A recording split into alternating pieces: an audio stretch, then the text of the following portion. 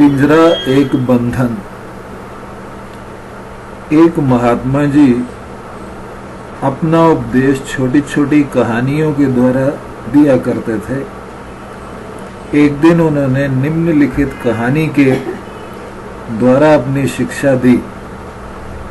पक्षियों के जोड़े में नर और मादा दो तोते थे। जोड़े तोते में बहुत प्रेम था। भोर होने पर साथ साथ दाना चुगने जाते थे। दाना चुगने के बाद सारा दिन साथ साथ खुशी खुशी रहते थे। इसी प्रकार दिन बीतते जा रहे थे।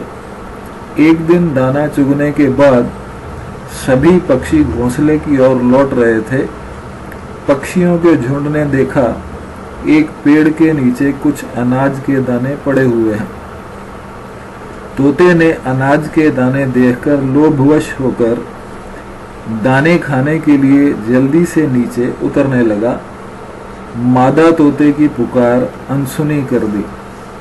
वह देख नहीं पाया उन अनाज के दानों के नीचे एक शिकारी ने जाल बिछा रखा था और तोता जाल में फंस गया। छटपटाने पर भी वह जाल तोड़ नहीं पाया। शिकारी ने अपने जाल को इकट्ठा किया और अपने घर ले गया। तोता जो कि सबसे सुंदर और प्यारा था, उसके लिए पिंजरा ले आया और उस पिंजरे में डालकर बेचने का विचार करने लगा। मन ही मन खुश हो रहा था कि उस सुंदर तोते के अच्छे दाम मिलेंगे। अगले दिन बाजार ले गया और शिकारी को मुंह मांगे दाम मिल गए। तोता एक सेठ की पत्नी खरीद लिया। अपने महल जैसे घर में ले आई। सुंदर महल, सुंदर पिंजरा होने पर भी तोता अपने झुंड से बिछुड़कर दुखी रहता था। हर रोज शाम को पक्षियों का झुंड सेठ के घर के ऊपर से अपने घोंसलों की ओर जाता था। एक दिन तोतों का झुंड उदास तोते के पिंजरे में तोते को देखकर सारा किस्सा मादा तोते को बताया तो मादा तोता बेसुध होकर गिर पड़ी और फिर नहीं उठी। अगले दिन झुंड ने सारा किस्सा नर तोते को बताया। वह भी पिंजरे में बेसुध होकर गिर पड़ा और फिर नहीं उठा।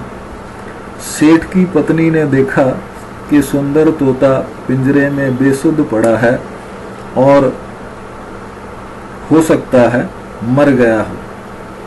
सोचकर पिंजरा खोल दिया और जैसे ही उसे फेंकने लगी, तोता उठकर उड़ गया। कहानी समाप्त करते महात्मा जी ने बताया कि मादा तोते ने बेसुध होकर गिरकर नर तोते को बताया कि पिंजरे से छूटने का तरीका केवल एक ही है, शरीर रूपी पिंजरे के मोह का त्याग करना।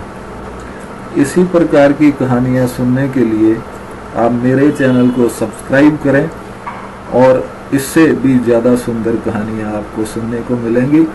धन्यवाद।